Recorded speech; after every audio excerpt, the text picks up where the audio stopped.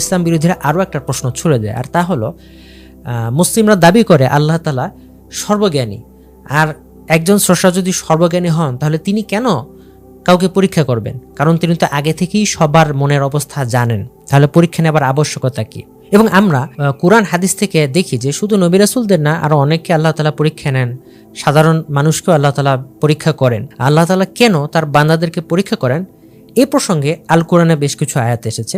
যেমন আল কোরআনে সূরা মুহাম্মাদে উল্লেখ করা হয়েছে, আমি অবশ্যই তোমাদেরকে পরীক্ষা করব যতক্ষণ না আমি তোমাদের মধ্যে মুজাহিদ ও ধৈর্যশীলদেরকে জেনে নেই এবং আমি তোমাদের অবস্থা পরীক্ষা করি। আল কোরআনে সূরা বাকারায় উল্লেখ করা হয়েছে, তুমি এ যাবৎ যে কিবলার অনুসরণ করেছিলে তা এই উদ্দেশ্যে প্রতিষ্ঠিত করেছিলাম যাতে আমি জানতে পারি যে কে রাসূলের অনুসরণ করে এবং কে ফিরে যায়। অনেক সময় ইসলাম বিরোধীরা এই আয়াতগুলোকে উদ্ধৃত করে এবং এই আয়াতগুলো উদ্ধৃত করে অনুবাদের যে জায়গাটা উল্লেখ করা হয়েছে যে আল্লাহ তাআলা বলেছেন যাতে আমি জেনে নেই বা যাতে আমি জেনে নিতে পারি, এই অংশটুকু হাইলাইট করে তারা দাবি করে যে এখান থেকে প্রমাণ হয়ে গেল যে আল্লাহ তাআলা সর্বজ্ঞানী না, নাউজুবিল্লাহ, এবং আল্লাহ তাআলাকেও জেনে নিতে হয়। তো এখানে ইসলাম বিরোধীরা যে অপব্যাখ্যাটা করে এবং যে ভুল অর্থ করে সে বিষয়টা নিয়ে আমরা এখন আলোচনা করব। সূরা মুহাম্মাদের 31 নং আয়াতের ব্যাখ্যায় তাফসীর কুরতুবীতে উল্লেখ করা হয়েছে, আল্লাহ তাআলার বাণী ওয়ালানাবলুওয়ান্নাকুম, অর্থাৎ আর আমি অবশ্যই তোমাদেরকে পরীক্ষা করব, এর অর্থ হলো আমি তোমাদের উপর শরীয়তের মাধ্যমে ইবাদতের আদেশ আরোপ করব, যদিও আমি সমস্ত বিষয়ের পরিণাম সম্পর্কে পূর্ব থেকেই জানি। এর তাফসীরে আরো বলা হয়, আমি তোমাদের সাথে এমনভাবে আচরণ করব ঠিক যেন আমি তোমাদেরকে পরীক্ষা করছি। এছাড়া আয়াতের এই অংশ যতক্ষণ না আমি তোমাদের মধ্যে মুজাহিদ ও ধৈর্যশীলদেরকে জেনে নেই, এর ব্যাখ্যায় ইবনে আব্বাস রাদিয়াল্লাহু আনহু বলেছেন হাত্তা না'লামা, এর অর্থ হলো যতক্ষণ না আমি পৃথক করি। এর ব্যাখ্যায় আলী রাদিয়াল্লাহু আনহু বলেছেন হাত্তা না'লামা, এর অর্থ যতক্ষণ না আমি দেখি। অর্থাৎ আমরা দেখলাম যে এই আয়াতের ব্যাখ্যায় এই আয়াতের অর্থ করতে গিয়ে স্বয়ং সাহাবীরা উল্লেখ করেছে যে এর প্রকৃত অর্থ কি হবে। যে এখানে হাত্তা না'লামা, এটার আক্ষরিক অর্থ যদিও জেনে না, কিন্তু এটার এখানে অর্থ হচ্ছে পৃথক করা অথবা দেখা। তাফসীর কুরতুবীতে আরো বলা হয়েছে, এই জ্ঞান এমন জ্ঞান যা দ্বারা প্রতিফল নির্ধারণ করা হয়, কারণ আল্লাহ তাদের পুরস্কার বা শাস্তি তাদের কাজের উপর ভিত্তি করে দেন, তার পূর্ব জ্ঞানের উপর ভিত্তি করে নয়।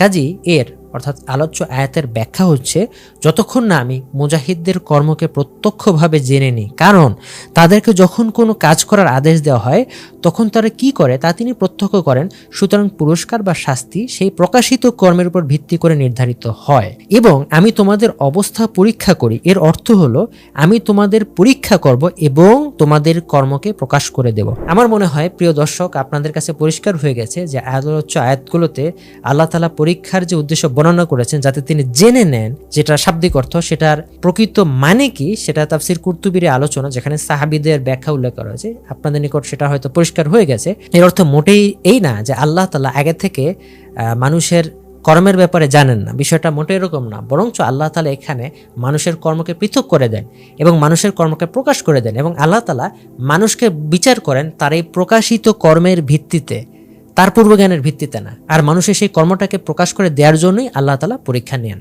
আলোচ্য আয়াতের ব্যাখ্যায় তাফসীর ইবনে কাসির উল্লেখ করা হয়েছে, বলা বাহুল্য যে কোনো কিছু সংঘটিত হবার পূর্বে আল্লাহ তাআলা সেই সম্পর্কে সম্যক অবহিত, ইহাতে সন্দেহের লেশমাত্র নাই। অতএব আয়াতের অর্থ হইল যতক্ষণ না আমি জনসমক্ষে উহার বাস্তবায়ন দেখিব।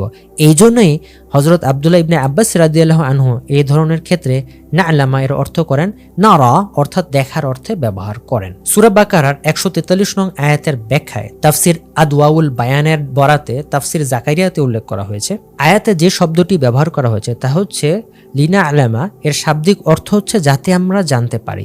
আয়াতের বাহ্যিক অর্থ থেকে কেউ কেউ এটা মনে করতে পারে যে নাউজুবিল্লাহ, আল্লাহ বুঝি আগে জানতেন না, ঘটনা ঘটার পরে জানেন। মূলত এ ধরনের বোঝার কোনো অবকাশই ইসলামী শরীয়তে নেই, কারণ আল্লাহ তাআলা আগে থেকেই সবকিছু জানেন। কিন্তু আল্লাহ তাআলা বান্দাকে পরীক্ষার মাধ্যমে তার জানা বিষয়টি অনুসারে বান্দার কর্মকাণ্ড সংঘটিত হতে দিয়ে বান্দার উপর তার প্রমাণাদি প্রতিষ্ঠা করেন, যাতে করে তার জানার উপর নয় বরং বাস্তব ভিত্তিতে তিনি বান্দাকে সওয়াব বা শাস্তি দিতে পারেন। মূলত এর মাধ্যমে আল্লাহ তাআলা বান্দার পরীক্ষা নিয়ে থাকেন। তাফসীর জাকারিয়াতে এখানে এ প্রসঙ্গে আরো বিভিন্ন আয়াত উদ্ধৃত করা হয়েছে, যেমন সেখানে উল্লেখ করা হয়েছে, যেমন অন্য আয়াতে বলা হয়েছে এটা এই জন্য যে আল্লাহ তোমাদের অন্তরে যা আছে তা পরীক্ষা করেন এবং তোমাদের মনে যা আছে তা পরিশোধন করেন, আর অন্তরে যা আছে সে সম্পর্কে আল্লাহ বিশেষভাবে অবহিত। সূরা আলী ইমরান 154 নম্বর আয়াত। আয়াতে পরীক্ষা করার কথা বলার মাধ্যমে এই কথাটি স্পষ্ট হয়েছে যে আল্লাহ আগে থেকেই জানেন, কিন্তু তার উদ্দেশ্য পরীক্ষা করা না। তো প্রিয় দর্শক, এখান থেকে আমরা বুঝলাম যে মুফাসসিরদের এই ব্যাখ্যাগুলো মোটেও তাদের মন গড়া ব্যাখ্যা নয়, বরং কোরআনের অন্য আয়াত থেকে এই ব্যাখ্যাগুলো আসে। তাফসীর জাকারিয়াতে আরো উল্লেখ করা হয়েছে, এই অর্থে সমর্থন পাওয়া যায় আয়াতের শেষে, আর অন্তরে যা আছে সে সম্পর্কে আল্লাহ বিশেষভাবে অবহিত এ কথা বলার মাধ্যমে এই বিষয়টি স্পষ্ট হয়ে গেল পবিত্র কোরআনের অন্যত্র। যেমন সূরা আল কাহফের 12 নম্বর আয়াত, সূরা সাবা 21 ব্যবহৃত লিনা আলামা শব্দটির অর্থ স্পষ্ট হয়ে যাবে এবং কোনো সন্দেহের উদ্রেক থাকবে না। সূরা বাকারার 143 নং আয়াতের ব্যাখ্যায় তাফসীর কুরতুবীতে উল্লেখ করা হয়েছে, আল্লাহ তাআলার বাণী যাতে আমি জানতে পারি যে কে রাসূল অনুসরণ করে। এর ব্যাখ্যা আলী ইবনে আবি তালিব রাদিয়াল্লাহু আনহু বলেছেন, লিনা আলামা শাব্দিক অর্থ যাতে আমি জানতে পারি, এর মানে হচ্ছে যেন আমি দেখি। কারণ আরবরা ভাষার ক্ষেত্রে জানা এর পরিবর্তে দেখা এবং দেখার পরিবর্তে জানা ব্যবহার করে। যেমন আল্লাহ তাআলা বলেন, আলাম তারা কাইফা ফাআলা রাব্বুকা, অর্থাৎ তুমি কি দেখোনি যে তোমার প্রতিপালক হাতিওয়ালাদের সাথে কিরূপ আচরণ করেছিলেন, সূরা ফিলের 1 নম্বর আয়াত। এখানের অর্থ হচ্ছে তুমি কি জানো না, অর্থাৎ এই আয়াতে দেখা বলতে জানার অর্থ বোঝানো হয়েছে। তো তাফসীর কুরতুবীতে প্রসঙ্গে আরো বিভিন্ন অর্থ উল্লেখ করা হয়েছে, তো আমরা আলোচনা সংক্ষেপ করার জন্য সবগুলো অর্থ উল্লেখ করলাম না। আশা করি দর্শকদের নিকট বিষয়টি পরিষ্কার হয়ে গেছে। কোরআনের অন্যতম প্রাচীন ব্যাখ্যা গ্রন্থ তাফসীর তাবারিতেও অনুরূপ অর্থগুলো আরো বিস্তারিত পরিসরে উল্লেখ করা হয়েছে। প্রিয় দর্শক, তাফসীর তাবারি থেকে বিষয়টি যাচাই করে দেখতে পারেন। মূলত কোরআন পাঠকারী কোনো মুসলিম নিকট এই বিষয়গুলো মূলত কোনো কঠিন সমস্যা নয়, কেননা কোরআনে বহু আয়াতে এটা উল্লেখ করা হয়েছে যে আল্লাহ আগে থেকে সবকিছু জানেন, আল্লাহ তাআলা সর্ববিশেষ সর্বজ্ঞানী, আল্লাহ তাআলা মানুষের অন্তরের খবর জানেন। কিন্তু আমাদের সমাজে বেশিরভাগ মানুষ মূলত কোরআন এবং হাদিস থেকে দূরে থাকে বিধায় নাস্তিক মুক্তমানা অথবা অন্যান্য ইসলাম বিরোধীদের এই প্রশ্নগুলো তাদের অন্তরে সংশয়ের উদ্রেক করে।